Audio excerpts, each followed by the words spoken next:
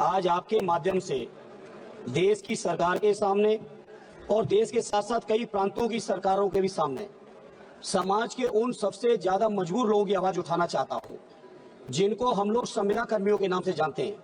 सभापति जी, अभी पिछले दिनों केरल की आवाज उठी आशा बहुओं की, और उसी तरह के हालात पूरे देश के अंदर हैं। अगर हम केवल उत्तर प्रदेश की बात करें सभापति जी, तो आशा बहुएं अकेले 4 लाख, इनको केवल रजिस्ट्रेशन के लिए 2000 रुपए मिलते हैं और 600 रुपए पर केस मिलते हैं। रोजगार सेवक लगभग 40,000, केवल 8850 रुपए। शिक्षा मित्र 1,48,000, इनका मानदेय केवल 10,000। आंगनबाड़ी शाखाएं और उनकी आंगनबाड़ी कार्यकर्ती लगभग 7.5 लाख, और इनको मानदेय मिलता केवल 5,000 और 2700। इसी तरह से अनुदेशक लगभग 40,000, मानदेय केवल 8700। इसी तरह से पंचायत सहायक लगभग 40,000, मानदेय केवल 5,000।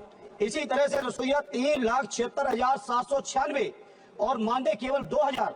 ग्रामीण चौकीदारों की अलग समस्या।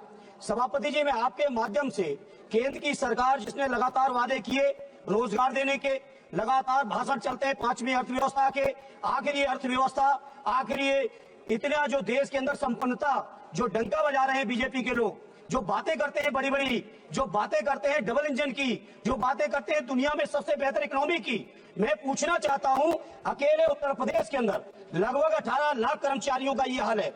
अगर इसी रेशियो में देखेंगे तो पूरे देश के अंदर लगभग 1 करोड़ से भी ज्यादा कर्मचारियों की दुर्दशा है। और साथ ही साथ सभापति जी, आश्चर्य इस बात का है, इसमें कहीं भी बाबा साहब भीमराव अम्बेडकर जी के बनाए हुए संविधान में जो हमें रिजर्वेशन मिलना चाहिए दलित भाइयों को, जो रिजर्वेशन मिलना चाहिए पिछड़ों को, कहीं उसका कोई प्रावधान नहीं है। दिन नए षड्यंत्र, कैसे रिजर्वेशन को खत्म करें। रिजर्वेशन अगर सीधे खत्म नहीं कर पा रहे हैं तो आउटसोर्सिंग के माध्यम से खत्म कर दें।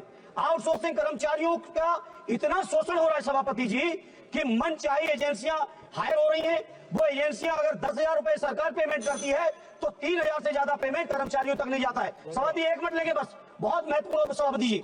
इसलिए आपके माध्यम से मेरी मांग है, इन तमाम संविदा कर्मचारियों को सरकारी कर्मचारियों को दर्जा मिले, इन कर्मचारियों की भर्ती में आरक्षण हो, इन कर्मचारियों की भर्ती के लिए जो सुविधाएं हैं उनके कल्याण की, परिवार की, ईपीएफ से लेकर तमाम सुविधाएं, वो सुविधाएं मिलनी चाहिए। सभापति जी, इस बात से आप सोचिए, अकेले उत्तर प्रदेश के अंदर 1500 से ज्यादा शिक्षा मित्रों ने आत्महत्या की है। बैठे रक्षा मंत्री जी।